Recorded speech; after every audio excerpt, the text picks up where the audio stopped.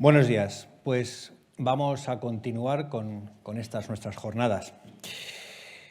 Yo no he puesto ahí, como ha hecho muy bien mi compañero Enrique, mis datos pero bueno, yo se los resumo, ya me han presentado antes y yo se los resumo. Me llamo Javier Rodríguez de la Flor, soy asesor fiscal, soy el asesor fiscal del Colegio de Administradores de Fincas, soy profesor universitario de Derecho Financiero y Tributario, pero como mi universidad no paga ni aparece ahí, pues no la digo porque no voy a hacer publicidad, porque paguen el año que viene y les citaré. Voy a intentar trasladarles a ustedes o desbrozar un poco los temas que ha dicho la directora general de Vivienda sobre las ayudas fiscales a estas obras que Enrique pues, ha expuesto tan brillantemente. Voy a intentar, y digo intentar, pues porque no es fácil. A mí siempre, yo soy un poco pesimista, pero va por la profesión. Yo bailo con la más fea, que es la agencia tributaria, o sea, eso va de suyo. Entonces, voy a intentar trasladarles las ayudas tal y como están ahora mismo. Hay una dispersión normativa absoluta y eso nos lleva a ciertas inseguridades. La normativa fundamental en la que nos vamos a centrar, ya sé que aquí no está el Real Decreto al que se han referido de las ayudas, pero ahora les explicaré por qué no está ese Real Decreto de las subvenciones. Estamos hablando del Real Decreto Ley 19/2021, que es el que introduce estas ayudas fiscales, la Ley 10/2022, que ratifica las ayudas fiscales como se definieron en un primer momento, estamos hablando del año 2021 y 2022, y luego un posterior Real Decreto Ley, el 18/2022, es el único que me permitan que les lea para que vean ustedes, cuando yo les hablo de la dificultad, la dispersión normativa, ¿a qué me refiero en concreto? Dice, Real Decreto por el que se aprueban medidas de refuerzo de la protección de los consumidores de energía y de contribución a la reducción del consumo de gas natural en aplicación del Plan Más Seguridad para tu Energía, así como medidas en materia de retribución del personal al servicio del sector público y de protección de las personas trabajadoras agrarias eventuales afectadas por la sequía. Aquí no habla de medidas fiscales, pero aquí en el Real Decreto se habla de medidas fiscales. Este Real Decreto es el que las prorroga para que estén vigentes hoy, con lo cual se hubiese agradecido que lo hubiesen citado, más que nada pues para que cuando uno tiene que buscarlo, lo encuentre. Bien. Las medidas fiscales o los beneficios fiscales que existen hoy podemos dividirlos en dos bloques. Por un lado están las deducciones fiscales y por otro lado está el tratamiento que se le da a las ayudas que ha expuesto mi compañero Enrique, que me ha precedido. Yo voy a empezar hablando de las deducciones para luego hablar finalmente del tratamiento fiscal de las subvenciones o de las ayudas, si me lo permiten. Y si hablamos de las deducciones, hay que distinguir tres grandes tipos de deducciones. Las dos primeras se refieren fundamentalmente a obras en viviendas particulares, no tienen por qué ser viviendas individuales o viviendas unifamiliares, pueden ser viviendas unifamiliares o viviendas integradas en bloques residenciales, pero las dos primeras, por la redacción, se refieren fundamentalmente a obras realizadas en viviendas individuales, mientras que la tercera, que ahí se define, es la que se refiere a las obras realizadas en los edificios residenciales, nuestras comunidades de propietarios. ¿De acuerdo? Las deducciones se contemplan y se definen así en la ley que las regula.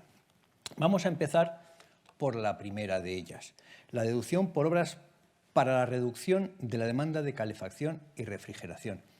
Los requisitos ya los mencionó mi compañero Enrique en su exposición cuando habló del último de los programas de ayudas, ¿de acuerdo? Estas obras, lo que se pretende con ellas es que se reduzca la demanda de calefacción y refrigeración. ¿Vale? Tiene que haber una reducción de la demanda efectiva de refrigeración o de calefacción. En concreto, el requisito es el mismo que para concurrir a las subvenciones, el requisito es un 7% en la reducción de esa demanda. Como bien he expuesto alguien mucho más técnico que yo al efecto, pues el cambio de ventanas y demás nos pueden ayudar en nuestra vivienda, ojo, vivienda individual, a esta reducción de un 7% en la demanda. Eso nos permite aplicarnos una deducción del 20% del importe gastado en esas obras para conseguir ese objetivo. Los requisitos vienen un poco de la mano de los que ya han expuesto. No me voy a meter en las partes técnicas, sino son de los requisitos fiscales. El primero y fundamental es que hay que probar esa reducción del 7%. Para ello necesitaremos los dos certificados que ha expuesto.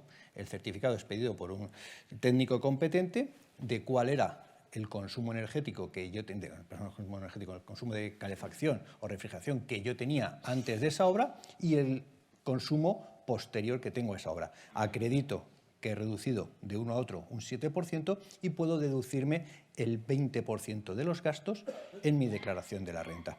Ojo, en mi declaración de la renta correspondiente al ejercicio fiscal en el que me entreguen el segundo de los certificados, el que acredita la reducción. No cuando la obra, no cuando la contrato, no cuando la hacen, sino cuando tengo el segundo certificado. Certificado que tiene que estar expedido antes del 1 de enero del 2024. Es decir, para las obras realizadas en este año. Luego hablaremos de qué va a pasar. Bien. Vamos a la segunda de las deducciones. He omitido, lo han leído, el límite de deducción es 5.000 euros. ¿De acuerdo? Límite del importe a gastar a partir del cual te puedes aplicar el 20%. Si gastas más, pues has gastado más. Te puedes deducir el 20% con el límite de 5.000. Bien, las segundas, ahora estamos ya hablando no de reducción de refrigeración o de calefacción, sino estamos hablando de deducción en la mejora del consumo de energía primaria no renovable. El programa 4 que definió al final mi compañero Enrique.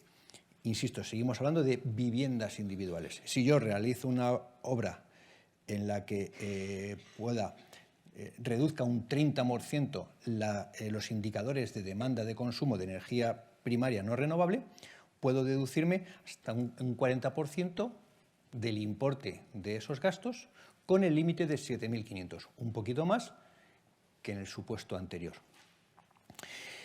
En ambos casos, en los dos, tanto en esta como en la anterior, se trata de, igual que las ayudas, vivienda habitual.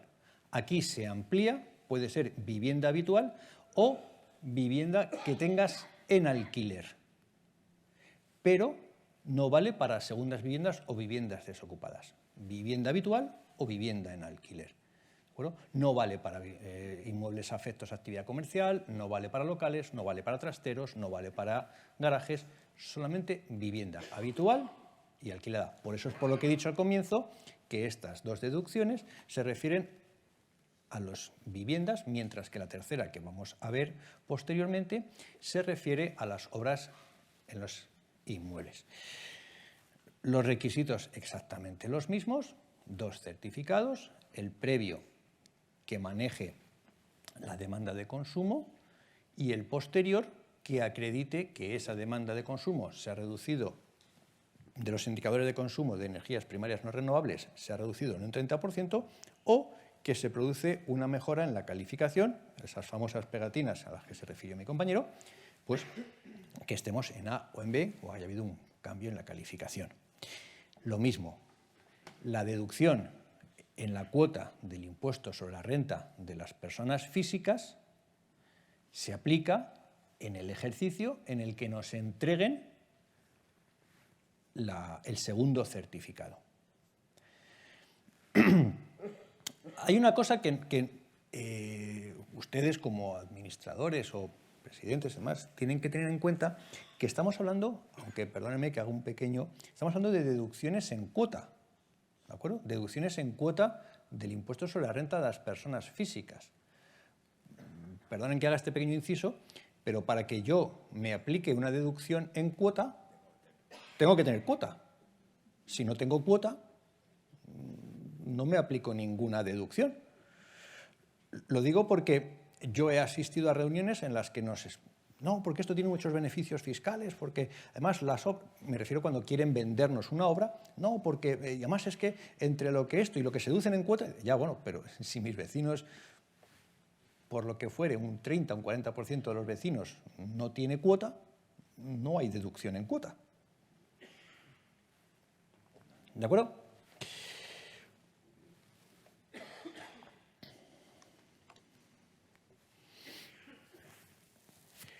La tercera de las deducciones, van viendo que el importe de la deducción en cuota va aumentando progresivamente. Las primeras es un 20%, la segunda es una deducción de un 40% y esta es una deducción de un 60%. También el importe de los límites va aumentando. ¿Por qué? Porque el importe de las obras también va siendo mayor. Como les dije, las dos primeras están pensadas para deducciones en viviendas, mientras que esto ya está pensado para deducciones en lo que se refiere al inmueble.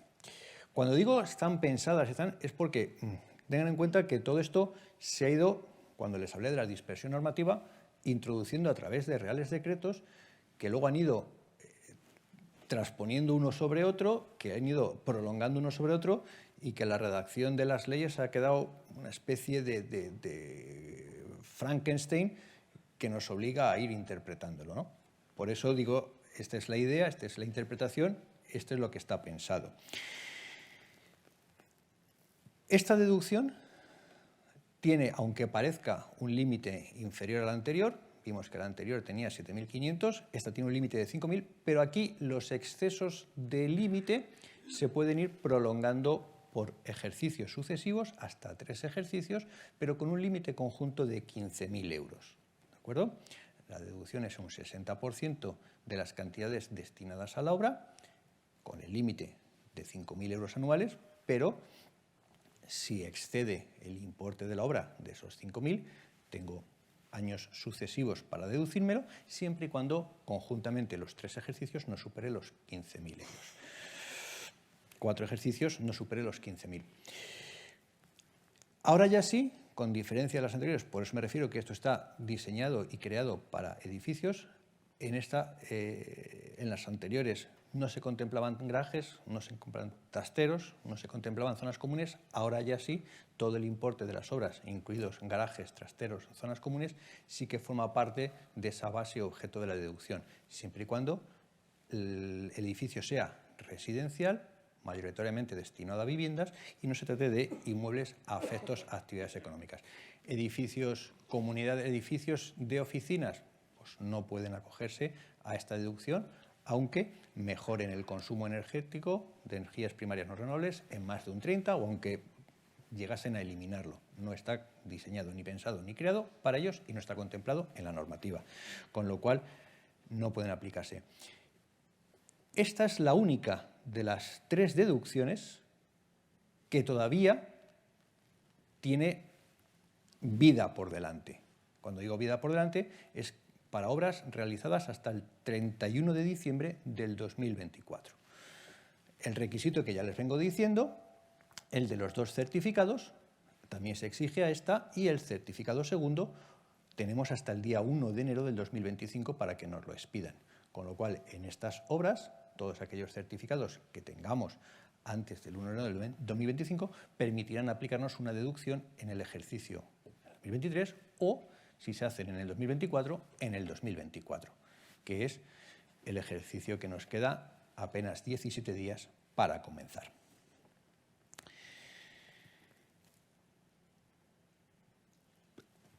Las 3 deducciones tienen algunos aspectos comunes. No son compatibles entre sí. No puedo deducirme un 20% y un 40%. Aunque realmente esto es matizable, puesto que, como les he explicado, las 2 primeras se refieren a viviendas individuales o particulares, mientras que la tercera hace referencia a las viviendas colectivas, de forma tal que si coinciden obras tanto a nivel zonas comunes como en mi vivienda propia, puedo aplicarme dos deducciones, que no es que sean incompatibles, es que son dos deducciones distintas. Podré aplicarme el 60% de la parte que me corresponda de los gastos en las zonas comunes, más el 20 o el 40% que me corresponda por las obras que yo haya hecho en mi vivienda. Tendré que acreditar en ambos casos ante la agencia tributaria que se trata de obras distintas.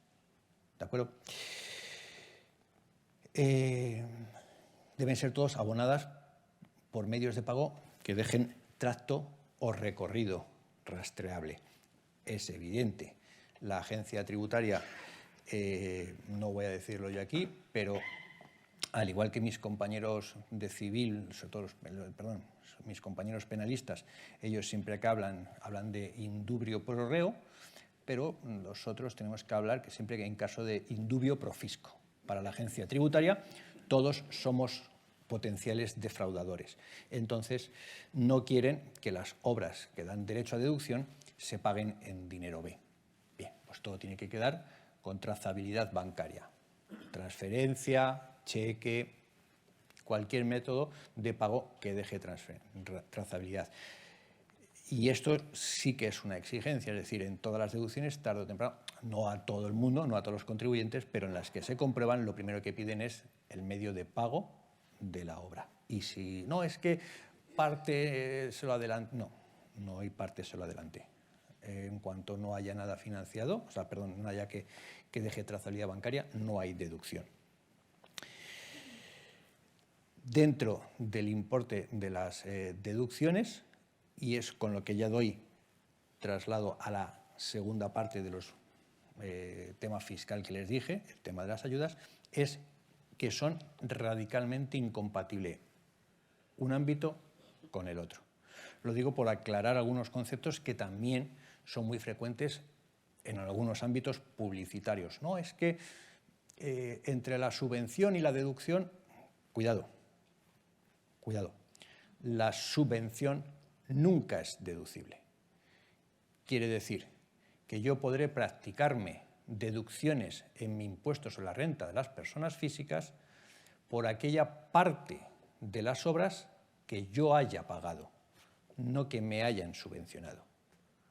Si el importe de las ayudas no cubre el 100% del coste de la obra, podré deducirme por aquella parte de coste de la obra que exceda de la subvención, pero por el importe que me han subvencionado no es deducible. ¿Sí? Pues pasamos al tema de la tributación de las subvenciones. No sé si lo leen bien, pero por lo menos lo que sí que consigo, creo, y si no se lo adelanto, es que lo vean como muy abigarrado. Bien, pues eso está hecho aposta, para que vean la dispersión. Hemos estado hablando y la ponencia y las jornadas se refieren al tema de la fiscalidad del Real Decreto 853 del 2021, a ver si yo sé manejar esto, que está ahí. Ese es el Real Decreto, si alguno lo ha visto, ahí. Ese es el Real Decreto que motiva estas jornadas. Ven, en azul son todos los siguientes Reales Decretos.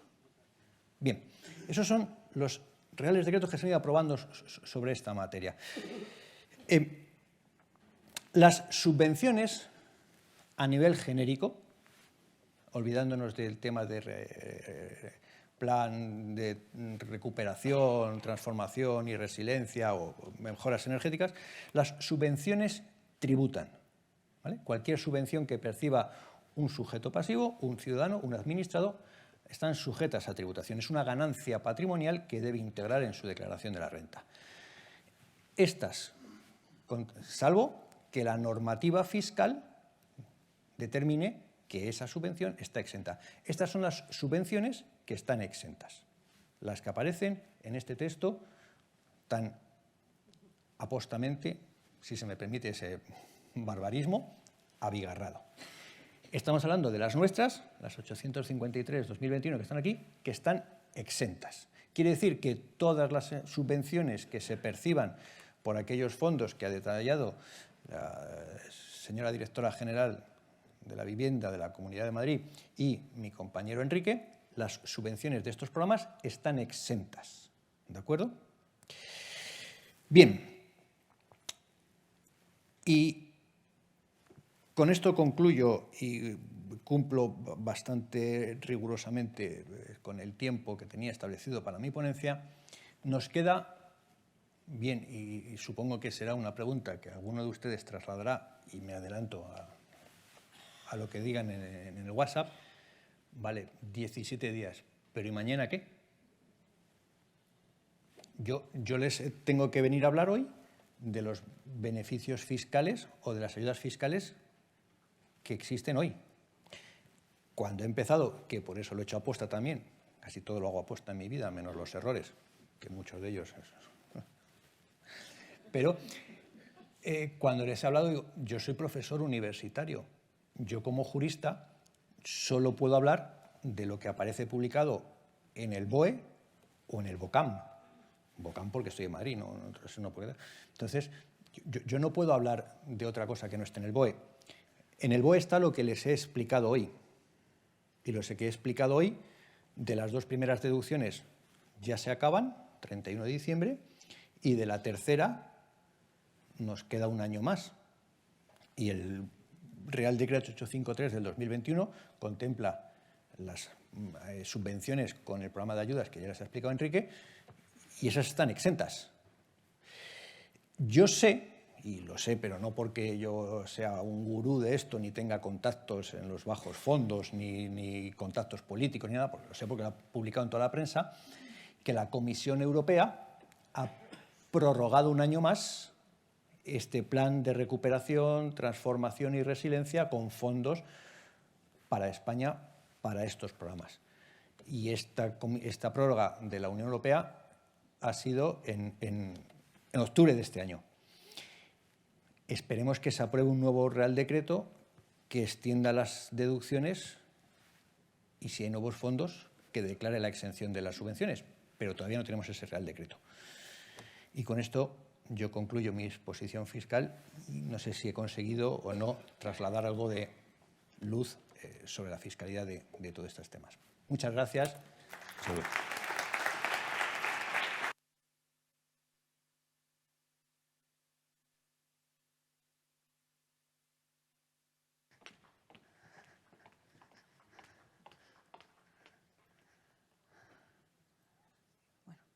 Hola, muy buenos días.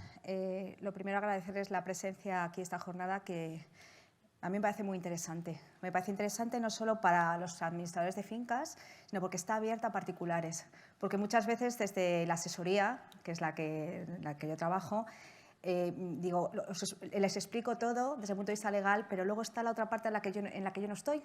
Y es cómo traslado, me dicen ustedes, esto luego lo tengo yo que explicar a la Junta y que los propietarios lo entiendan. Bueno, pues hoy hablo no solamente para administradores de fincas, para los que hablo todos los días, sino para los propietarios que hayan podido asistir, presidentes de comunidades, para que entiendan que no es lo que le dice el administrador, sino lo que legalmente está establecido.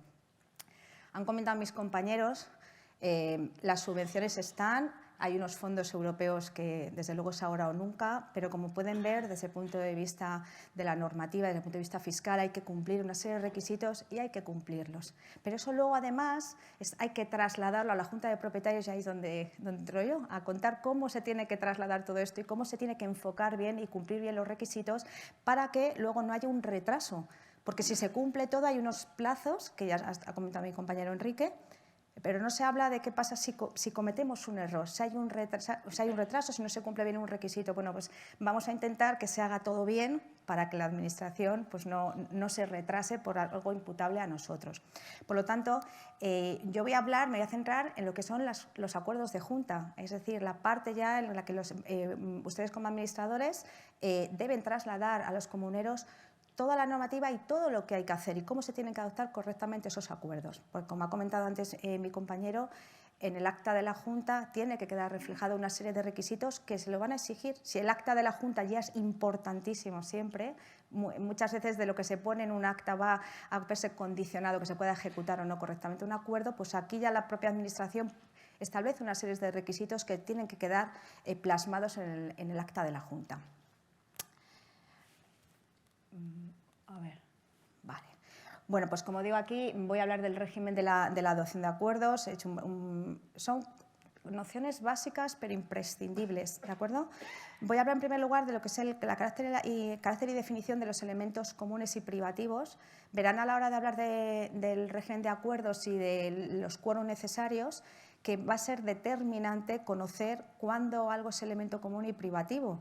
No es casual que lo incluya aquí. En el día a día de la asesoría jurídica, una de las cuestiones que más se nos plantean en cualquier ámbito es cuándo es elemento común o cuándo es elemento privativo. Pues verán que los quórum van a variar según tengamos claro si la instalación que se va a realizar, sobre todo en tema de paneles, es en un elemento común o en un elemento privativo. Por eso voy a empezar hablando de ello, porque a veces el sentido común nos lleva a pensar que lo que es común es privativo y lo que es privativo común, y por lo tanto es importante tenerlo claro. Hablaré desde el punto de vista de la rehabilitación de lo que son las renovables, luego la rehabilitación energética de los edificios, que ha estado comentando mi compañero Enrique, y muy importante, porque al final, muchas de las veces, si no todas, todo se reduce al final al tema del dinero. Al final, el propietario que no quiero pagar, que si esto es una mejora, que no me corresponde hacer el pago, pues no pago porque a mí no me interesa, porque yo no lo he votado. Bueno, pues es importante trasladar al propietario cuándo realmente puede decir no pago, que ahora mismo hay muy poquito, solo hay un caso en el que uno no tiene por qué pagar, ¿vale? Bueno, pues como estaba comentando al principio, es imprescindible conocer el carácter jurídico de los elementos comunes. Las obras que estamos hablando, es verdad que también se ha comentado, aunque un poco más tangencialmente, las obras de rehabilitación en viviendas, que ahí entra lo que es la parte privativa, pero la mayoría están enfocadas, de hecho los quórums se han aminorado para las obras en elementos comunes del edificio. Por eso es tan importante tener claro cuando estamos hablando de si un elemento es común o un elemento es privativo. Estas obras fundamentalmente afectan a las cubiertas y a las fachadas de los edificios. También voy a mencionar las cubiertas y las fachadas de los chalés adosados, que ahora mismo es donde más se están instalando los paneles solares, y muy importante los chalés unifamiliares. La mayoría de ustedes administran comunidades de edificios y lo que se está por ejemplo, los paneles solares, donde se están instalando la mayoría, aunque cada vez son más las soluciones que salen al mercado, que es increíble. De cuando empezamos a hablar de los paneles de forma más habitual, hace un par de años o 3, cada día salen soluciones al mercado que hacen replantearte el quórum que es necesario para la adopción del acuerdo. Parece que las empresas están viendo cómo se pueden crear soluciones distintas para poder esquivar un poco esa mayoría de la comunidad, que sea compatible, que uno pueda instalar un sistema renovable en su vivienda y que no requiera esa autorización de la Junta para instalarlo, por ejemplo, en la fachada del edificio, ¿vale? La regla general establecida en el artículo 396 del Código Civil, que realiza una enumeración numerus apertus de los elementos comunes del edificio, como regla general es que la cubierta y la fachada del edificio tienen la consideración de elemento común. Y eso es así. Es algo muy claro para los que nos dedicamos a esto, pero muchas veces es complicado trasladarlo en las juntas de propietarios. ¿Por qué? Porque digo, el sentido común nos juega malas pasadas, la costumbre de las comunidades también, obras que se han venido realizando, obras que se han consentido y que hemos dicho, bueno, no pasa nada, luego nos viene pago con la rebaja y verdaderamente viene el problema de si realmente yo puedo instalar o puedo hacer algo en una cubierta que la utilizo yo de forma totalmente arbitraria y se nos olvida que es elemento común del edificio. Por lo tanto, como digo, regla general siempre, cubierta y fachada, elemento común del edificio. Hay un factor intermedio en las cubiertas y son aquellas cubiertas de uso privativo, ¿vale? Cubiertas, por ejemplo, de aquellos propietarios de ático. Ya saben ustedes que el tema de los áticos es una fuente de conflicto continua. Cuando no son las lluvias, son que ha puesto un jacuzzi, cuando no que ha cambiado la tela porque aprovechando el pisuerga pues hecho y de pronto calo al de abajo. Bueno, pues el tema de las instalaciones en cubiertas de uso privativo cambia sustancialmente a cubiertas que son de uso comunitario, es decir, que el acceso, todas son comunes. La diferencia es que cuando es uso privativo, ¿vale?, es porque el acceso a la cubierta es a través de un elemento privativo, como es la vivienda del ático, y las de uso comunitario es las que se accede directamente desde un elemento común, que suele ser pues, la escalera. ¿De acuerdo? Cuando un propietario tiene el uso privativo, cambia sustancialmente la norma. ¿Vale? Aunque tenga una serie de limitaciones, porque aunque tenga el uso privativo, no deja de ser elemento común del edificio, que es lo que a muchos propietarios se les olvida, que una cosa es que ellos tengan acceso directo y otra cosa es que puedan hacer que sea una prolongación de su casa. No es una prolongación, tienen un uso privativo, ni se le quita ni se le pone, pero tenemos que conocer cuáles son los derechos y obligaciones que se derivan precisamente de estos elementos comunes de uso privativo. Luego lo veremos más adelante cuando hable de las instalaciones de paneles, qué instalaciones, si necesita o no acuerdo de la Junta, pero aun cuando no requiera acuerdo, qué límites o qué debe informar al presidente de la comunidad de las instalaciones que va a realizar. ¿Vale?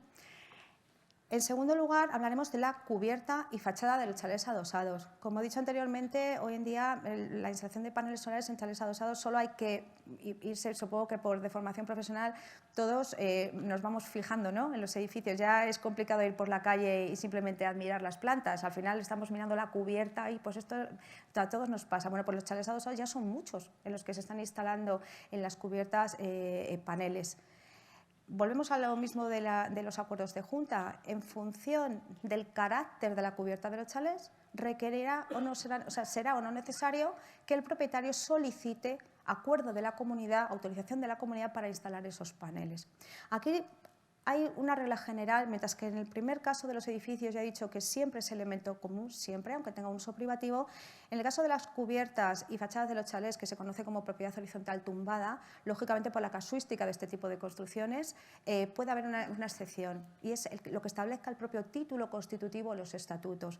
Cuando un propietario de un chalet solicita autorización a la comunidad o simplemente les pida información de, oye, ¿realmente tengo que hacer esto? O por el contrario, de pronto se han encontrado que tienen unos chalets que de la noche a la mañana ha instalado no sé cuántos paneles y pues este hombre no ha pedido autorización ni nos ha comunicado nada. Bueno, pues deberemos ir nuevamente a ver si realmente estamos hablando de un elemento común o de un elemento privativo. Siempre hay que acudir al título constitutivo de los estatutos. La regla general es la que les he dicho anteriormente, la del 396 del Código Civil. Por regla general, siempre es elemento común. Para que una cubierta de un chalet adosado sea elemento privativo, debe figurar de forma expresa en el título constitutivo, dentro de la enumeración que se realizan de los elementos comunes y elementos privativos. Si en el título o los estatutos no viene definido las cubiertas de los chalés adosados como elemento privativo, son elementos comunes. E iremos a la regla del primer apartado y se aplicarán los quórum que luego comentaré más adelante. Y luego el tercer supuesto, que son las cubiertas y fachadas de los chalés unifamiliares. Aquí siempre son elemento privativo, ¿vale? No tiene nada que ver porque no son cubiertas continuadas, no son cubiertas corridas, ¿vale? Hay otro tipo de comunidad, sobre viales, sobre una piscina, sobre una parcela comunitaria, pero son chalés independientes y, por lo tanto, en mi fachada de mi chalet, en mi cubierta, puedo hacer lo que quiera, no tengo limitaciones. El otro día tenía una consulta a la asesoría que me decían, no, es que están aprobando, están en la Junta de Comunidad, en la que se tratan otra serie de cosas, la piscina, los viales, es que ahora quieren aprobar normas de si se pueden o no poner paneles o si se pueden, cómo tiene que ser la fachada, qué tipo de obras se pueden realizar. La comunidad aquí no entra en juego, porque no existe cotitularidad. Las fincas de los chalés unifamiliares son independientes y no hay comunidad. Por lo tanto, en una comunidad de propietarios no podremos tratar, ni condicionar, ni limitar lo que se va a poder hacer dentro de lo que es mi parcela, ¿de acuerdo? Por lo tanto, ahí no requeriremos el acuerdo de la comunidad ni comunicaré nada porque nada afecta a la comunidad, porque no hay comunidad sobre mi propia parcela. ¿Vale? Como he dicho al principio, voy a hablar en primer lugar de la instalación de sistemas comunes y privativos de aprovechamiento de energías renovables y luego hablaré de las obras de eficiencia energética de los edificios. Aquí partimos de dos artículos fundamentales. Hasta que se modificó en el año 2021 con el decreto del 5 de octubre, teníamos únicamente el artículo 17.1, que es la regla general, que ahora ha quedado bastante residual, gracias a las ayudas de los fondos europeos, para el tema de la instalación de los paneles solares. El artículo 17.1, lo he puesto ahí en negrita, es para la instalación de sistemas comunes o privativos de aprovechamiento de energías renovables. Es importante tener en cuenta lo que resalto en negrita, porque siempre el artículo 17.1, sin excepción, se aplica para la instalación de paneles para uso privativo. Aquí no vamos a tener un carácter residual, aquí siempre se aplica el 17.1. Ahora hablaré de los quórum y cómo se calculan. Y se aplicará para la instalación de energías renovables. Yo les digo paneles porque es ahora ya lo que todos conocemos, que es lo más usual, y porque vemos que es lo que realmente los propietarios les solicitan información, porque es lo que luego nos trasladan en la asesoría.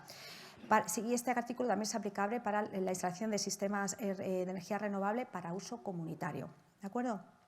Verán ustedes que ahí dice que es un tercio, el quórum necesario para la adopción del acuerdo, es un tercio de los integrantes de la comunidad, que a su vez represente un tercio de las cuotas de participación. Vamos, lo que viene a ser un 33%, que es mucho más sencillo.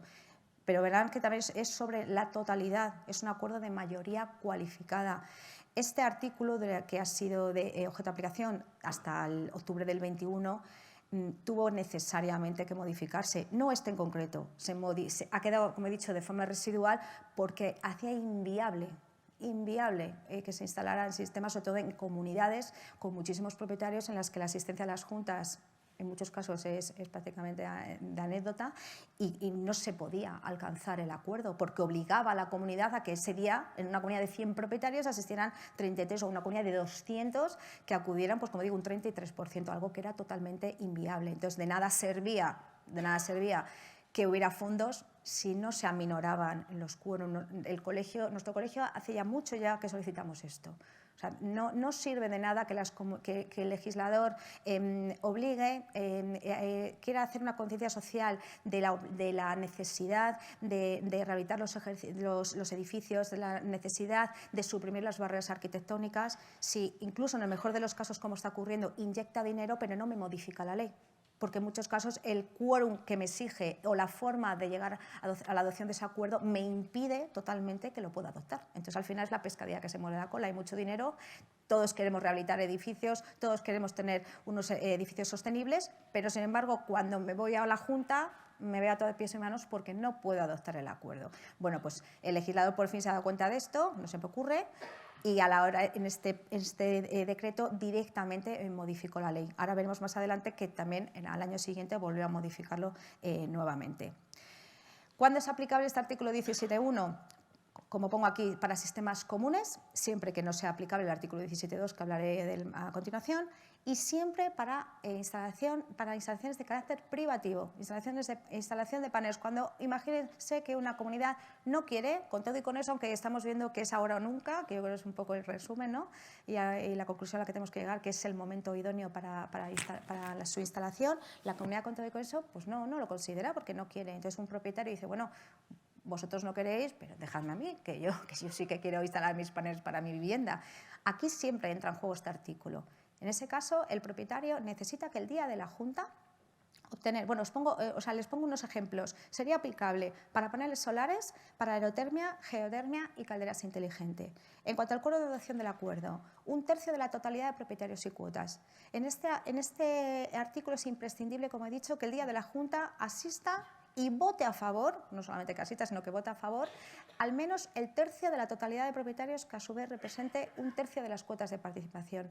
Eso obliga, como digo, a que el propietario, porque algunos me dicen, bueno, pero es que estas comunidades viene muy poca gente. Bueno, pues el propietario, que es el interesado, pues tendrá que moverse y hacer que movilizar a los propietarios o llevar representaciones suficientes para poder alcanzar ese 33%. Si aquí no entra en juego, creo que lo pongo por aquí, efectivamente, no entra en juego en voto del ausente. No entra en juego. En el resto veremos que sí, cuando hablemos del artículo 10.3b, pero aquí no entra en juego.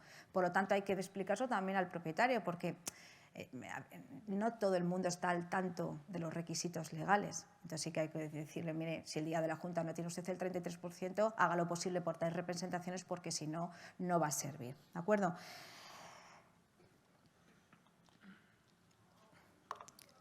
Como he dicho antes, el artículo 17.1, a raíz de la publicación del Real Decreto de 5 de octubre del 21, ha quedado residual únicamente para la instalación de energías renovables para aprovechamiento común, única y exclusivamente. Y, insisto, el 17.1, el tercio, es para, siempre es aplicable para instalaciones para uso privativo.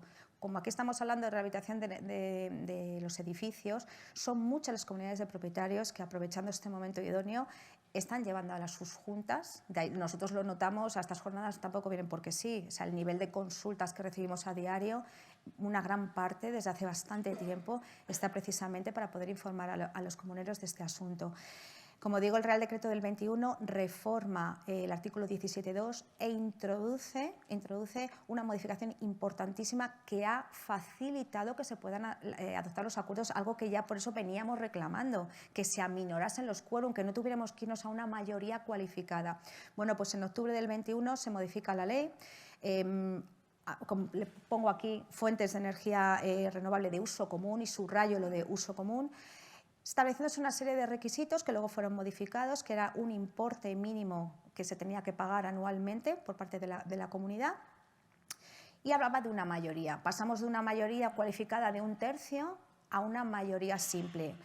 Posteriormente esto se ha modificado y ya pone mayoría simple, porque hablaba de la mayoría y parecía que era una mayoría cualificada. Decíamos, no tiene sentido. En la exposición de motivos efectivamente hacía referencia a la mayoría simple, pero cuando íbamos al tenor literal del artículo 17.2 hacía referencia a una mayoría de la totalidad, y eso es una mayoría cualificada, y más cuando estaba encuadrado en este artículo, ¿vale?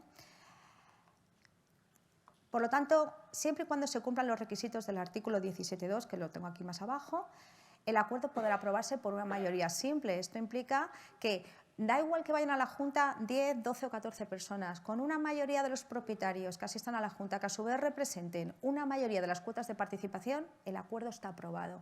Esto es importantísimo porque, como he dicho, hemos pasado de una mayoría cualificada que obligaba a asistir a la Junta a que una minoría, o sea, pueda conseguir que realmente los edificios sean sostenibles y se puedan instalar energías renovables. O sea, es imprescindible, era imprescindible en la modificación de este artículo. ¿Puede computarse el voto del ausente? En el anterior supuesto he dicho que no. Aquí puede computarse, sí, pero no tiene efectos prácticos, porque el acuerdo se adopta el mismo día de la Junta, como he dicho, siempre y cuando la mayoría de los asistentes voten a favor, y ese acuerdo es ejecutivo desde el mismo día de la reunión. Eso también es muy importante, porque ya podemos empezar a trabajar desde el mismo día siguiente, porque ya tenemos un acuerdo ejecutivo desde ese mismo día, ¿vale? Y eso es algo que, como digo, acelera los plazos y demás. Hay una cosa importante que cuando estaba preparando esto, lo estaba pensando, lo importante que es llevar todo preparado el día de la Junta. Como hemos visto, hay mucha materia que hay que llevar preparada, que si 3 presupuestos, que si el libro del edificio existente. No podemos adoptar un acuerdo el día de la Junta con un quórum sin saber si vamos a poder cumplir con los requisitos que me exige la ley para la minoración de ese quórum. Como he dicho, de una mayoría cualificada a una mayoría simple. ¿Cuál es el requisito imprescindible, aparte de que sean aprovechamiento para uso comunitario? Que el coste repercutido anualmente de la obra, descontadas las ayudas o subvenciones públicas, no supere las 12 mensualidades ordinarias de gastos comunes. Este artículo también se modificó. Si esto es de octubre del 21, en junio del 22 se modificó. Y si se matizó que era ya mayoría simple, subimos de 9 mensualidades, que en principio era lo que estaba establecido, a 12 mensualidades. Oye, pues todo lo que sea subir, porque realmente 9 mensualidades tampoco tiene mucho sentido. Nunca entendimos cuál era el criterio que había tenido el legislador para acotar tanto en 9 mensualidades. Entonces, ahora mismo está en 12 mensualidades, ¿vale? Entonces, si no cumplimos este requisito, porque para poder, antes decía, el artículo 17.1 tiene carácter residual siempre y cuando no cumplamos los requisitos del artículo 17.2. Si no cumplimos estos requisitos, que es el importe, ¿de acuerdo? Tendremos que ir siempre al artículo 17.1. ¿Y cómo calculo? Porque hablamos del importe repercutido anualmente, pero ¿cómo se hace esto? Porque al final, está aquí mi compañero Javier, que cuando salió este artículo, hace mucho le dije, bueno, ahora me explicas tú cómo le explico yo a mis colegiados qué es eso de importe repercutido, porque ni yo misma lo sabía. Digo, pónmelo fácil para que yo lo pueda explicar y que luego los colegiados lo puedan explicar en las juntas, porque no es tan sencillo. El importe repercutido anualmente que no supere, no, pero es que no supera la cuota anual, porque no, solamente hay que pagar un año. No, no hay que pagar solo un año. ¿Cómo podemos calcular lo que dice aquí, siempre que su importe repercutido anualmente? Pues muy fácil, al menos en teoría. Importantísimo el presupuesto de la instalación, lo que va a costar la obra. Presupuesto que tiene la comunidad, el presupuesto vigente de gastos y la financiación. Por eso decía antes que es tan importante que el día de la Junta, bueno, importante no, para mí esencial, que el día de la Junta tengamos claro todo esto y se haya enviado con carácter previo a los propietarios o se haya puesto a disposición la información. Porque si yo quiero adoptar un acuerdo por mayoría simple el día de la Junta, ¿cómo voy a aprobarlo por mayoría simple si no tengo esto? Si no tengo esta información, yo no les puedo trasladar a los comuneros que es una simple mayoría, porque no sé, lo único que sé de aquí es el presupuesto de la comunidad, pero tendré que llevar los presupuestos, como ha dicho mi compañero, son presupuestos que en uno de los casos son hasta 3 presupuestos. Tendré que conocer la financiación, qué me va a suponer, tendré que explicar a los propietarios en qué se va a traducir, miro para no irme de tiempo, en qué se van a traducir las cuotas, qué les va a suponer, todo esto hay que explicarlo.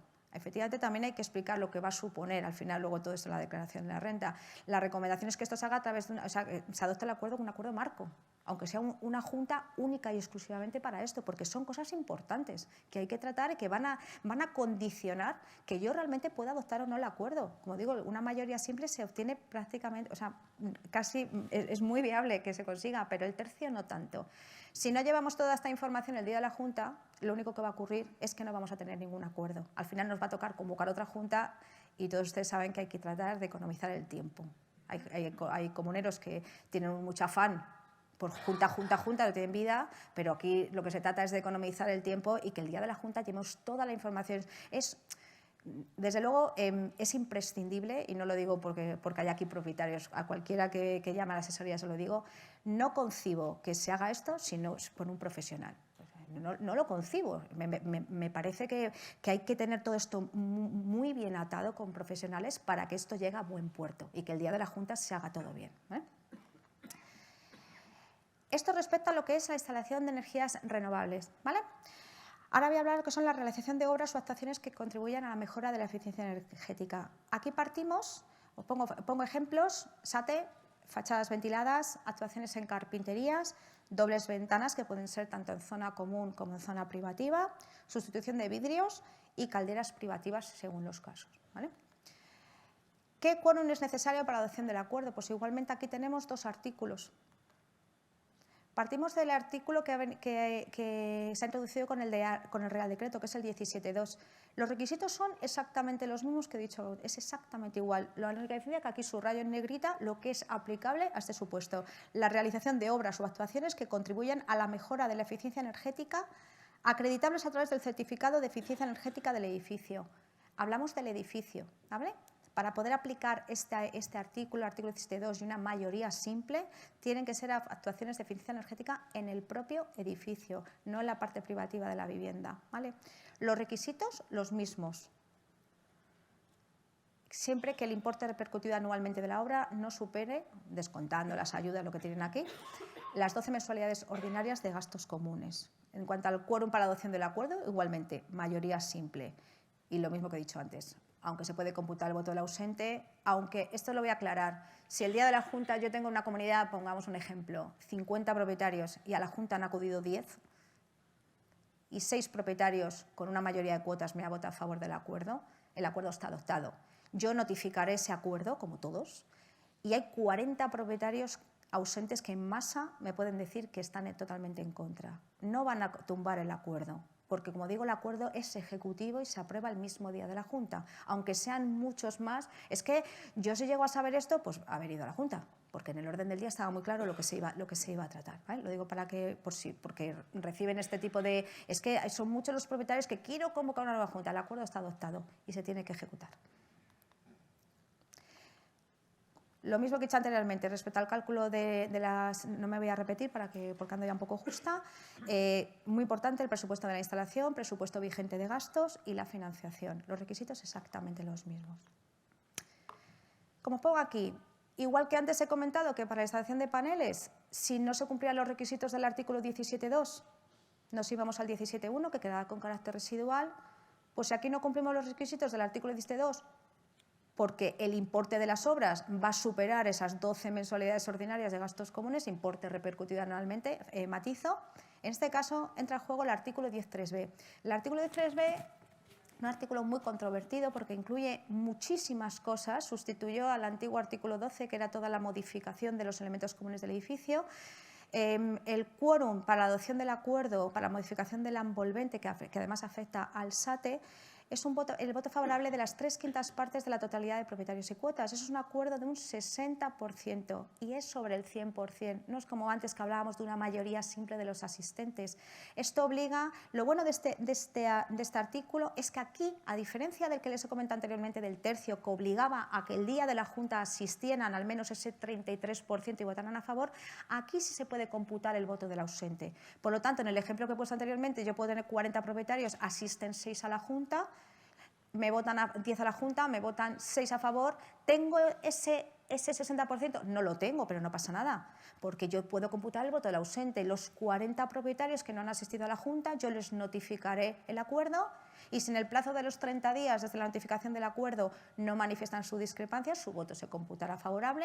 Los que manifiesten su discrepancia se les suma el no y lo importante es que al final de todo podamos alcanzar ese quórum de los 3/5. ¿Vale? Aquí es importante tenerlo en cuenta porque aunque el quórum es superior, pero al menos se facilitan 2 fases la adopción del acuerdo. ¿Vale?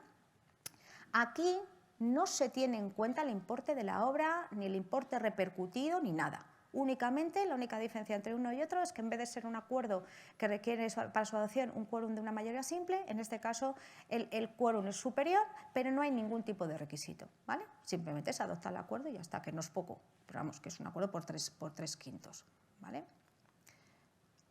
Muy importante, la vinculación del acuerdo y la obligación de pago. Tenemos que tener en cuenta esto.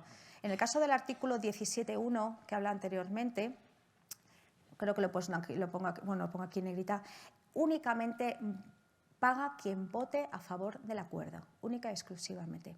¿Vale? Esto es importante porque veremos en los otros supuestos en los que da igual que hayas votado a favor o no, directamente estás obligado al pago. En el caso de que, por ejemplo, los paneles solares, una comunidad que no cumpla los requisitos del artículo 17.2 porque el importe repercutido anualmente exceda esas 12 mensualidades y tengamos que ir al artículo 17.1, si en el artículo 17.2 todo el mundo paga, aquí solamente pagarán los que expresamente hubiesen votado a favor del acuerdo. Y eso hay que dejarlo bien claro en el acta. Hay que dejarlo porque no se le va a imputar el pago. Y si en algún momento el propietario de pronto no quería, pero de pronto se da cuenta, como pasa muchas veces con las piscinas, no, yo no quiero pagar, pero luego cuando llega el verano todo el mundo se quiere meter a la piscina, pues de pronto vemos cuáles son los beneficios, efectivamente, de instalar una renovable, va a tener que pagar el importe que le correspondía debidamente actualizado. Por eso es importante dejarlo en el acta, porque si 2 años después quiere engancharse al servicio, yo tengo que ver en el libro de actas en qué momento se adoptó el acuerdo para actualizarle la cuota que le correspondía pagar, ¿vale? O, por ejemplo, hay un cambio de titular y el que viene nuevo dice, oye, es que yo quiero también. Bueno, pues yo quiero también, pero tienes que pagar. Ay, pero ¿por qué tengo que pagar? Pues que mira, porque el que te ha vendido no quiso, no pagó, y si tú ahora quieres, tienes que pagar, ¿vale? Por eso es importante dejar constancia de esto en el acta. Recomendación que pongo aquí, que esto no viene en la ley, pero esto es la práctica que ustedes me dicen a diario. Es importante dejar constancia de lo que acabo de adelantar un poco, en el acta de todo. No solo del quórum, sino de aquellos propietarios que directamente no han querido votar a favor del acuerdo y saben que no tienen que pagar por ello. En aquel momento que un propietario quiera engancharse al servicio, debe pagar su cuota debidamente actualizada. ¿Lo pone en la ley? Lo pone. ¿Pero que en el acta no está de más ponerlo? Para mí también. Bueno, y pongo aquí también, efectivamente, que en el caso que se aconseja que en el caso de compra-venta el vendedor informe de esto al comprador, que ya sabemos que ninguno lo hace, pero bueno, aquí no solamente es lo que dice la ley, sino todo aquello que es aconsejable, y si no, en algún momento el comprador pedirá el acta y ustedes podrán presentar el acta donde se informa de todo esto, aunque el vendedor no haya dicho absolutamente nada. En el artículo 17.2, el gasto general. Aquí no se puede decir el propietario que haya votado en contra, es que yo he votado en contra, no quiero pagar. Aquí paga todo el mundo, ¿de acuerdo? incluidos los disidentes, conforme a su coeficiente de propiedad. Esto lo dice expresamente el artículo 17.2. Para mí ha sido muy importante que lo haya incluido. Porque aunque era obvio, pero refuerza aún más lo importante que son estas obras. Y que realmente no solamente aminoramos el quórum, sino que tiene la consideración de gasto general para la comunidad. Es la única forma de hacerle entender al propietario la importancia de estas obras en los edificios. Solamente obligando al pago y haciendo ver que estos... Nadie se plantea si uno tiene que pagar o no las obras derivadas de una ITE. Nadie se lo plantea. Hay que hacerle punto. No le puedes decir al ayuntamiento, no, yo es que no estoy de acuerdo con las obras. Entonces a mí usted no me impute el pago. No, pagas y ya está. Pues esto es exactamente lo mismo. A ver, y ya acabó. Luego, si no fuera aplicable el artículo 17.2 porque excede del importe repercutido anualmente, pongo el caso del SATE, que es lo más habitual, nos iremos al artículo 10.3b. Aquí, igualmente, paga todo el mundo, conforme a su coeficiente de propiedad o el sistema de pagos establecido en la comunidad, que hay veces que se tiene a partes iguales, pues a partes iguales. Y bueno, puntualidad inglesa. Gracias por asistir. Al paso ahora un coloquio que van a subir todos mis compañeros para preguntar lo que necesiten. ¿Subís?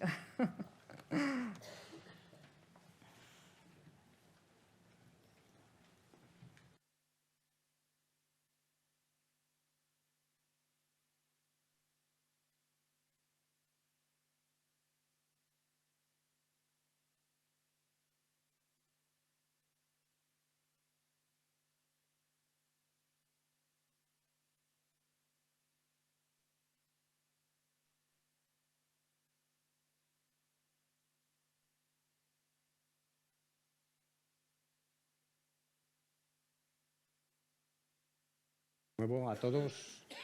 Vamos a tratar pues de dar respuesta un poco a todas estas preguntas que habéis estado efectuando a través del chat, sobre todos estos temas que hemos hablado y temas complejos y demás, y bueno, las dudas que os preocupan y que de alguna manera pues vamos a ver si las intentamos aclarar. Hay algunas que son bastante comunes y que las han preguntado en muchas ocasiones y entonces bueno, pues las vamos a reunificar de alguna manera. Por ejemplo, hay una pregunta que se ha repetido muchísimo. ¿Habrá nuevos fondos? ¿Habrá nuevas ayudas? Pues los nuevos fondos por el momento lo desconocemos. O sea, tenemos las cantidades que se nos han asignado correspondientes al año 2021 y 2022, las convocatorias que tenemos en marcha, y está pendiente de que el Ministerio nos reparta todavía una cantidad correspondiente al año 2023. Esa cantidad va a depender un poco de cuánto se tenga en cuenta en concepto de bonificaciones fiscales, que también van por cargo a los fondos y que podría ser una cantidad adicional, estimamos, para la Comunidad de Madrid de unos 60 millones de euros. Entonces, en función de cómo vayamos con las diferentes convocatorias, que es verdad que nos ha costado mucho movilizar y activar la demanda, pero finalmente, especialmente en el programa 3, se ha generado bastante demanda. Si con las solicitudes que tenemos hasta el momento no cubrimos los fondos, habrá una nueva convocatoria para poder bueno, pues seguir beneficiándonos de esta oportunidad. Lo que no quita que si en un momento determinado pues, la Unión Europea y el Gobierno habilitan nuevos fondos, podamos seguir con nuevas convocatorias. Es una pregunta que se ha repetido bastante, si va a haber nuevas convocatorias sobre este tema. También trasladar que complementariamente a estas convocatorias que tenemos del plan de recuperación, bueno, pues todos los años también hacemos convocatorias de accesibilidad, que entiendo que ya son generalmente conocidas, y una específica que hemos hecho para implantar ascensores este año en la Comunidad de Madrid, que sacaremos probablemente otra. Muy bien. Isabel, una pregunta. ¿Consideras que los administradores de fincas pueden ser agentes rehabilitadores? A la vista un poco de la labor que tienen que ejecutar y demás, ¿sería posible? ¿No sería posible? Creo que sin lugar a dudas puede serlo. Perdón. Sin lugar a dudas que puede. Ahí estamos. Sin lugar a dudas, no tengo la más mínima duda de que pueden hacerlo. Aquellos despachos que quieran ofertar esos servicios, sin lugar a dudas, tienen la información, tienen los datos y tienen la capacidad de hacerlo. Eso sí, también dejando muy claro que eso no entra dentro de lo que serían los honorarios que se cobran por la gestión de de la Administración, sino que sería una cuota independiente a pactar con la propiedad, evidentemente. Pero vamos, sin lugar a dudas que pueden gestionarlo. Sí, igual que cualquier agente rehabilitador Efectivamente, externo, claro, no habría ningún problema. De acuerdo. Vamos a ver, tengo aquí una pregunta en relación con las placas solares y una comunidad de 10 vecinos, creo que es para ti, Patricia. Dice, en relación con placas solares de una comunidad de 10 vecinos y si un propietario tiene 3 viviendas y asiste uno más, ¿se consideraría el 33% de cuotas, de propietarios y cuotas, o este propietario solamente cuenta como uno y habría solo 2, que no es suficiente? Esa es la base de la administración de fincas, conocer el principio de la doble mayoría. Un propietario siempre tiene, como he dicho anteriormente, todos los quórums son, por un lado, he dicho, 1/3 de la totalidad de propietarios, que a su vez represente 1/3 de las cuotas de participación. La ley reconoce el grado de propiedad en las cuotas, pero uno no se convierte en 3 propietarios. Yo puedo tener 3 casas y no soy 3 Patricias. Entonces, yo voto una sola vez, ¿vale?, con la suma de las cuotas de las 3 viviendas. No vota 3 veces, porque entonces, imagínense que las promotoras, entonces tendríamos todo bloqueado. No, únicamente es un voto con la suma de los coeficientes. Alberto, esta te toca a ti. Dice, las subvenciones están exentas de tributación a nivel de los propietarios, pero las comunidades tienen que declarar las subvenciones en modo 184. ¿En el modo 184? No. Al estar exenta la subvención, también se exime de la declaración en el 184. Voy a hacer una aclaración, si se me permite unos minutos. El 184 es información que suministras a un ordenador. Es verdad que luego el ordenador lo manejan personas y la administración pues es una herramienta para la administración. Pero en la agencia tributaria lo que tú suministras en el 184 es información. Si tú informas, en el 184 informas que una persona se le imputan unas rentas para que las declare en su declaración de renta. Si tú estás imputando esa renta, el ordenador no va a discernir si es una renta exenta o no. Va a tener un dato que le han grabado de que tiene una renta. De forma tal que si luego el propietario no declara esa renta por estar exenta, se va a producir un cruce informático entre los datos que maneja el ordenador y los que declara. Y vamos a crearle la molestia al propietario o al vecino de tener que justificar por qué no ha incluido esa declaración, teniendo que acreditar que está exenta o no está exenta. En 184 solo se declaran los rendimientos que deben figurar en la declaración de la renta. Bueno, luego hay una pregunta bastante recurrente, o sea, me toca a mí, acerca del tema del desamiantado de los edificios. Efectivamente, uno de los requisitos que nos piden para poder acceder a las subvenciones es la retirada del amianto de los edificios. No se especifica cuál, pero de alguna manera se habla del desamiantado total del edificio. Es algo que tenemos que tener en cuenta porque, efectivamente, a lo mejor hay elementos que no se ven, hay elementos pero que están ahí. Y luego, a la hora de hacer las comprobaciones y los controles finales, de alguna forma, para conceder esas subvenciones, pues conviene que sepamos que realmente habría que retirarlos, o sea, que no están, o sea, no los podemos mantener, ¿no? Entonces, bueno, pues esa pregunta también ha sido bastante recurrente en todo este proceso. Específica para la parte de amianto. Efectivamente, o sea, que hay que retirarlo, pero con una ayuda para ello. Efectivamente, sí, se ha comentado que había una ayuda, digamos, suplementaria de 1.000 euros por vivienda, acordaros cuando lo hemos visto antes, o 12.000 para el edificio, ¿no? Entonces, de alguna forma, pues también se beneficia de alguna forma de esa retirada de ese material que no es demasiado bueno, ¿no? Digamos. Bueno, vamos a ver alguna pregunta más que tenemos por aquí. Vamos a ver, me comentaban si el límite del año de construcción del edificio anterior al 2000 es para todos los programas. En principio sí, en principio es para todos los programas. El edificio tiene que ser anterior al año 2000. Vamos a ver, para Patricia me preguntan también, dice, ¿qué recomendaría a una comunidad de propietarios que se está planteando en este momento poner en marcha el proceso de rehabilitación de su edificio? Bueno, pues un poco lo que hemos hablado, pero que se den prisa. Que esto ha venido pero no se queda de por vida. Que es ahora o nunca, pero que es ahora. Que es ahora el momento de hacerlo, que yo creo que es imprescindible y que sobre todo recomiendo que se contrate a profesionales.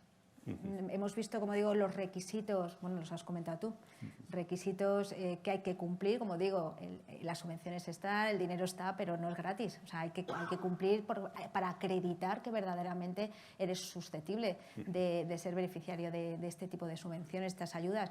Entonces, me parece fundamental, hay una labor previa, y esa labor previa, si queremos que llegue a buen puerto y que los edificios sean energéticos, que haya energía renovable y demás, es imprescindible que haya un buen libro, que se contrate a personal cualificado, ni que decir tiene que administrador de fincas colegiado, y a técnicos competentes que sepamos que no va a haber problemas luego de cara a futuro. Que nos diga que realmente no se han hecho bien las cosas. Contratemos, que hablamos de obras que también son mucho dinero, un SATE es mucho dinero. ¿Merece la pena? Sí, pero que no nos la podemos jugar abaratando costes por un lado para que luego nos juguemos que nos den la subvención. Como ya hemos comentado, en el Real Decreto 853 nos aparece la figura del agente rehabilitador o de la oficina rehabilitadora, que precisamente está para facilitarnos toda la gestión y para solucionarnos pues, todos esos problemas que al final nos genera el gestionar una subvención. Entonces, bueno, pues creo que es algo bastante importante poder utilizarla, porque al fin y al cabo también es una persona, un elemento cuyos honorarios son subvencionables. O sea, que tampoco nos va a generar una carga más de dinero, sino que de alguna manera están ahí, lo que nos vayan a cobrar es subvencionable y de alguna manera pues, nos van a facilitar mucho toda la gestión, como hemos comentado antes. Entonces, creo que es una figura bastante relevante en este momento. Vamos a ver, Alberto, para ti, dice, ya hemos visto que las subvenciones percibidas pueden estar exentas y se prevé una prórroga de la excepción, pero si no ocurriese y si no se prolongasen, ¿cómo tributarían? ¿Serían deducibles los gastos incurridos? No. A ver, como he expuesto durante la presentación, las subvenciones en cuanto tal es tributable, tributan. Están sometidas a tributación como ganancia patrimonial no derivada de la enajenación de elementos. Entonces, solamente aquellas que están declaradas exentas son las que no tributan.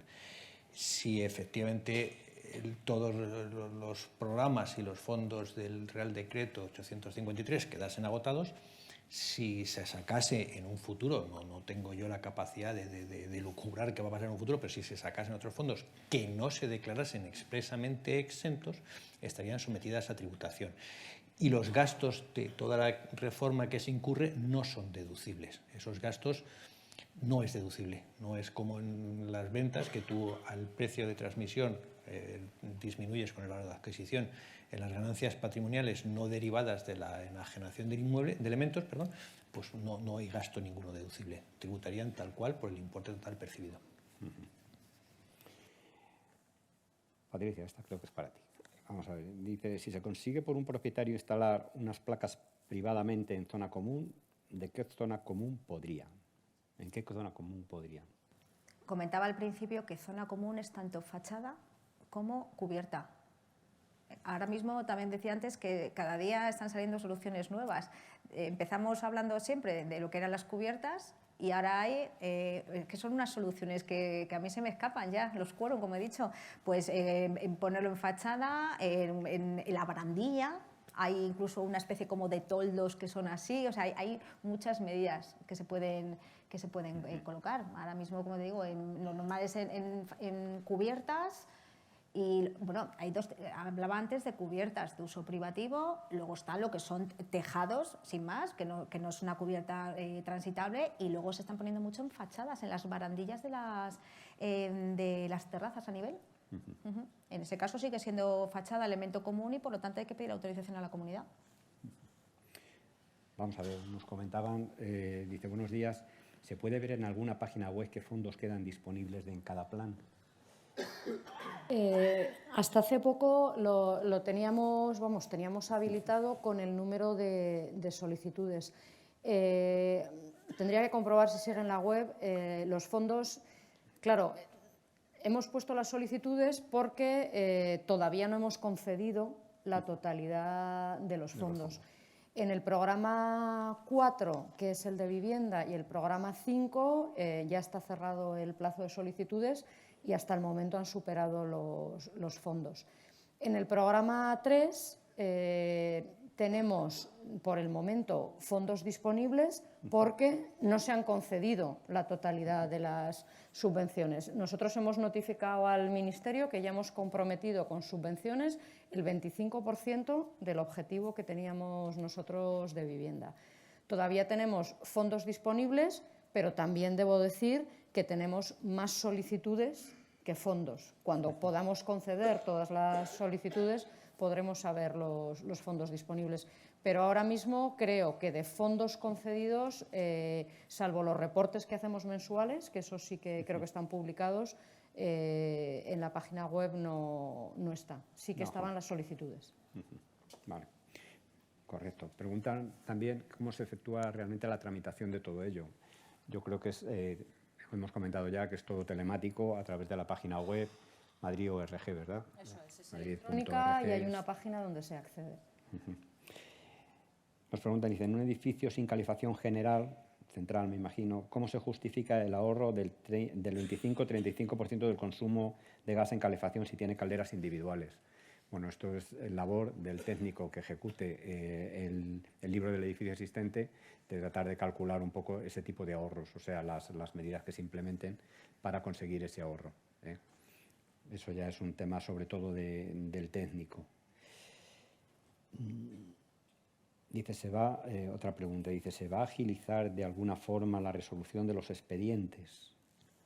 Pues sí, nosotros, sí. Es verdad que en un momento inicial, pues como cualquier administración, y es un procedimiento nuevo, hemos tenido que empezar a tramitarlos, pero pues precisamente por la necesidad que tenemos de resolver pronto, hemos reforzado tanto los medios propios de la consejería, como hemos hecho un contrato específico con otra empresa pública, que es la única con la que podremos contratar directamente, que es Traxatec, y también estamos contando con el apoyo técnico del Colegio de Aparejadores y del Colegio de Arquitectos, que están colaborando con nosotros en la tramitación. Y la verdad es que estamos yendo a un ritmo cada vez más rápido. Como digo, hemos resuelto el 25% y estamos concediendo ahora mismo los expedientes que se han solicitado en el mes de mayo. Es decir, llevamos un decalaje y esperamos que ese decalaje sea cada vez menor, porque también nosotros ya hemos aprendido los procedimientos, nuestros técnicos tramitadores han aprendido a resolver los expedientes y también debo decir que los profesionales que se dedican a ello, tanto administrativa como técnicamente, los expedientes cada vez vienen mejor y cada vez son más fáciles de resolver. Hay también una pregunta bastante recurrente de si hay algún listado de agentes rehabilitadores o oficinas de rehabilitación. Me lo han preguntado. El colegio no tiene ningún listado como tal, no sé si he publicado algún listado. Nosotros como Comunidad de Madrid, como oficinas de rehabilitación, en virtud de las cuales hemos firmado convenio que están publicando, hay exclusivamente 3. Colegio de Arquitectos, Colegio de Aparejadores y Colegio de Administradores de Fincas. No tienen el mismo alcance los convenios con las 3, pero son los convenios que hemos firmado en el marco de las oficinas de rehabilitación. Esas son con carácter general para todos los expedientes del programa 3 de rehabilitación de edificios. En cada barrio que hemos delimitado, hay un concepto de oficina de rehabilitación para cada barrio que se está asumiendo por las propias administraciones locales. Cada ayuntamiento, en sus empresas de vivienda, tiene una oficina para tramitar y para informar sobre los expedientes de ese ámbito territorial concreto. Y en cuanto a los agentes rehabilitadores, nosotros en la Comunidad de Madrid no disponemos de ningún listado específico. ¿Por qué? Pues porque hemos incorporado a nuestra convocatoria los requisitos que el mismo Real Decreto señalaba. Es decir, prevemos la posibilidad de los agentes rehabilitadores, pero lo que no hemos querido ser es restrictivos ni establecer una normativa específica ni abrir un registro propio de quién podía hacerlo. ¿Por qué? Pues básicamente por un motivo de urgencia y de tramitación. No queríamos que nos retrasara la tramitación de la posibilidad de pedir subvenciones y cualquiera, como decía la presidenta en su intervención inicial, cualquier profesional que cumpla los requisitos necesarios para desarrollar esas labores puede serlo, que fundamentalmente es de coordinación y de gestión con aquel que redacta los proyectos, que ejecuta la obra de construcción, que consigue la financiación y que, por supuesto, son unas labores diferentes de la administración de fincas y retribuibles de manera diferenciada. Correcto. Patricia, ¿cuál cree que sigue siendo el principal escollo de las comunidades de propietarios para que no se adopten acuerdos necesarios que permitan que en los edificios se ejecuten las obras o instalaciones que han comentado a lo largo de la mañana? Fundamentalmente lo que es la envolvente, el SATE en comunidades pequeñas. Porque claro, en comunidades que tienen un presupuesto muy bajito, al final no conseguimos cumplir con los requisitos del artículo 17.2. Al exceder del importe repercutido anualmente de las 12 mensualidades, me toca ir al artículo 10.3b que he comentado con anterioridad, es un acuerdo por 3/5 y aquí lo que se trata es de facilitar la adopción de los acuerdos, siendo imprescindible que se aminore el quórum. Entonces hay comunidades de propietarios que realmente no están pudiendo llegar a ese acuerdo. Porque no se cumple, como digo, porque no hay dinero, porque puede haber mucha subvención y mucha financiación, pero el presupuesto de la comunidad es bajito y es la pescadilla que se mueve la cola. Al final tenemos, entonces creo que en su momento se tenía que haber rebajado el quórum para todo lo relativo a eficiencia energética. No tiene sentido a día de hoy que se siga manteniendo una mayoría cualificada, no tiene sentido. Correcto. Una pregunta, en el caso de que no se cubriera la totalidad del programa 3 en cuanto al nivel presupuestario, ¿habría opciones a ampliar ese plazo o en principio? Sí. Si no se cubre la totalidad. Por supuesto, si no se cumpliera a nivel presupuestario, el plazo de esta convocatoria ya no lo podemos ampliar porque se publicó por primera vez el 31 de mayo de 2022, el plazo inicial era hasta el 30 de junio, se amplió hasta septiembre y se ha vuelto a ampliar hasta diciembre. Pues por un tema de tramitación administrativa, la ampliación de plazo no puede superar la mitad del plazo concedido inicialmente, con lo cual esta convocatoria se cerrará. Dicho esto, si existieran fondos disponibles, se abriría una nueva convocatoria en las mismas circunstancias de la actual. Correcto. Muy bien, pues en principio creo que hemos contestado casi todas las preguntas que teníamos programadas. Yo creo que, si os parece, hacemos un breve resumen final, cada una de las personas que estamos aquí, y quedaría cerrado. No sé si tienen alguna pregunta más que me puedan transmitir. ¿Me la puede transmitir o bueno? Bueno. ¿Puede existir alguna posibilidad de subvenciones para cuestiones de estanqueidad en cubiertas de edificios? Hombre, Me imagino que esas subvenciones para mejora de la estanqueidad en cubiertas de edificios forman parte de las medidas de mejora y conservación de los edificios. Y entiendo que, como tal, pues dentro de las líneas que tenemos tenemos las líneas de accesibilidad, que además incluyen, creo que, obras de mejora y conservación, y estos propios fondos, siempre que además se consiga la eficiencia energética, esas obras también son subvencionables de manera complementaria. De todas formas, también hay otros programas de subvenciones para obras única y exclusivamente de conservación y mantenimiento. Bien, de los municipios también hay muchos. De los municipios. Entonces, si bien no están cubiertos por estos fondos, porque realmente tenemos que efectuar una mejora de la eficiencia energética del inmueble, sí hay otros programas de ayudas de las cuales nos podríamos beneficiar también.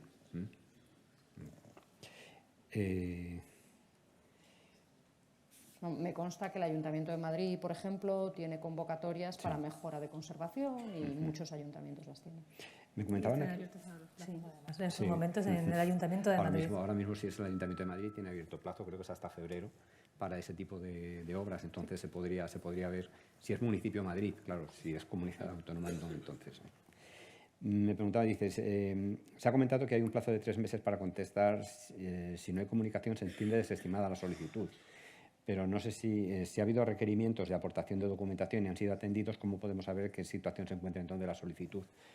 Yo me imagino que, vamos a ver, siempre y cuando haya habido requerimientos y se hayan contestado, está en proceso. Sí. A ver, y debemos entender que hay un plazo de 3 meses transcurrido el cual se puede entender desestimada, pero no quiere decir que esté desestimada.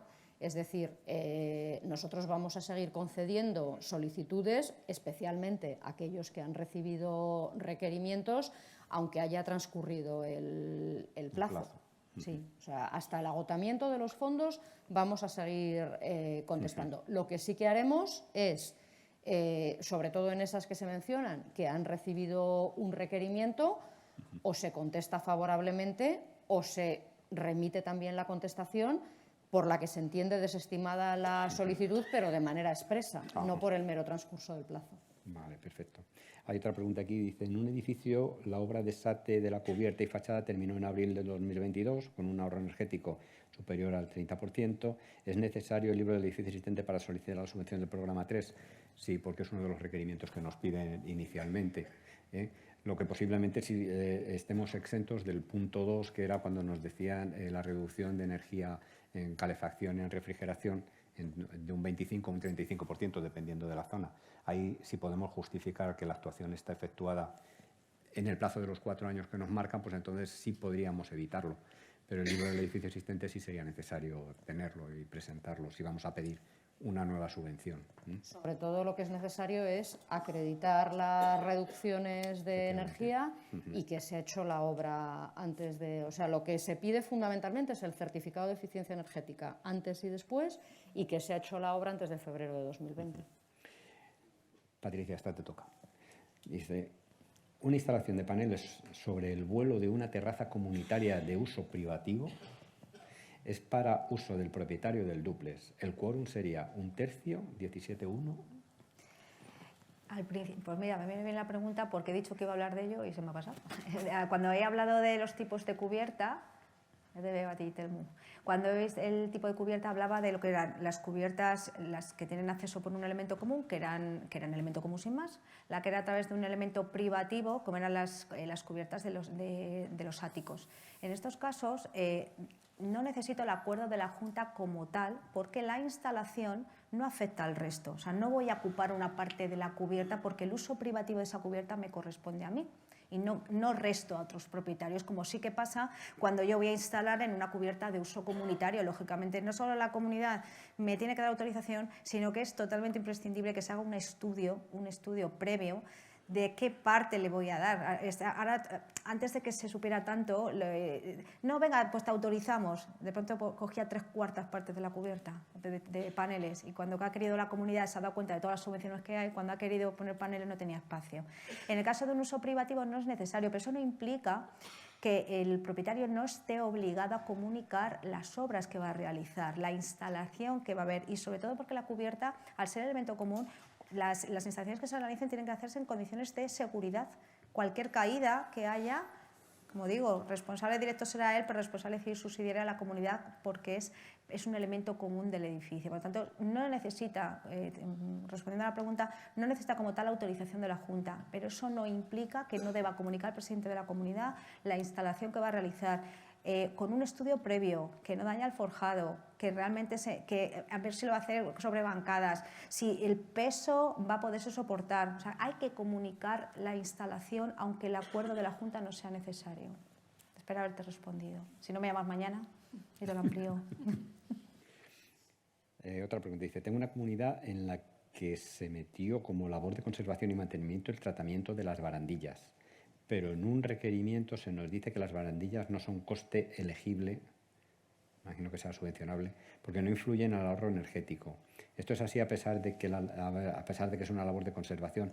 Vamos a ver, como hemos comentado ya en bastantes ocasiones, lo primero que tenemos que justificar es el ahorro energético. A partir de ahí, una vez que tenemos ya, o sea, que hemos cumplido ese ahorro energético, lo que podemos hacer es incluir otras obras de conservación y mantenimiento que van a mejorar la calidad del edificio. Se cumple con el ahorro energético. Se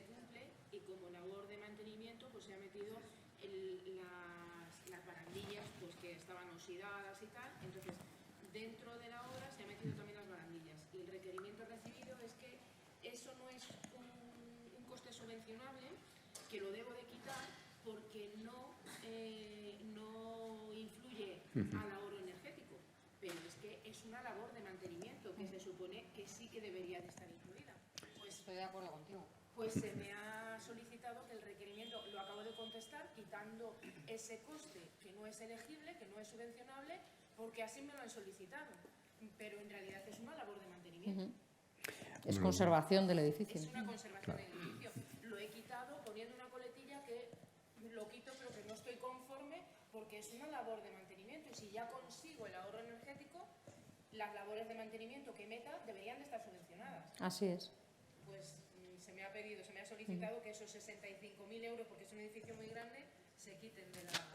Pues se puede valorar, o sea, pues al final obedecerá, pues siempre, es verdad que hay muchos técnicos y tratamos de unificar los criterios en todos, pero siempre pueden pasar. De todas maneras, se puede mirar el caso concreto porque coincido con que si es una obra de conservación, una vez que está conseguido el objetivo de reducción de demanda y de consumo, debería poder estar incluida, por supuesto, con el importe máximo. Llegan al 60%, no es que se queden además en la primera subvención, sino que llegan al siguiente paso, al 60%. Y sin embargo, se me ha pedido que esa partida se reste. ¿Y el restar esa partida te hace que no agotes el total de subvención o no? Es que no llegaba ni siquiera... No llegaba. Estaba por debajo del total de subvención, me quedaba por debajo del límite, con lo cual podía pedir todo eso con el 60% de eso. Toda la obra se quedaba por debajo del límite. Ahora, claro, me quitan eso, todavía me quedo más por debajo. Bien, bueno, pues en cualquier caso De se todas puede formas, ver. Si buscamos la referencia, lo podemos mirar. O sea, ese caso concreto creo que sí que se puede estudiar. Los temas particulares, de alguna forma, que podamos tener y demás, pues habría que verlos específicamente porque sería complicado el poder justificar los criterios de todos los técnicos que están mirando todas las subvenciones y demás. Sí, sí. O sea, teóricamente, según figura, debería de poderse incluir, ¿no? Porque es labor de conservación y mantenimiento y estamos cubriendo sobradamente, en este caso, el ahorro energético. Entonces, bueno, pues habría que ver exactamente qué es lo que ha pasado en ese punto, ¿no? Bueno, yo creo que vamos ya a la última, porque nos estamos pasando de tiempo. Dice, ¿de quién es la responsabilidad si al final se incumplen y hay que devolver los anticipos? ¿Del agente rehabilitador, de la comunidad, del administrador? Bueno, realmente habrá que buscar exactamente... Del administrador no, eso está claro que no. Aunque siempre será el culpable, pero no. En este caso no. Vamos a ver, lo que pasa es que habrá que ver exactamente cuál es el incumplimiento para ver exactamente quién es el responsable de dicho incumplimiento.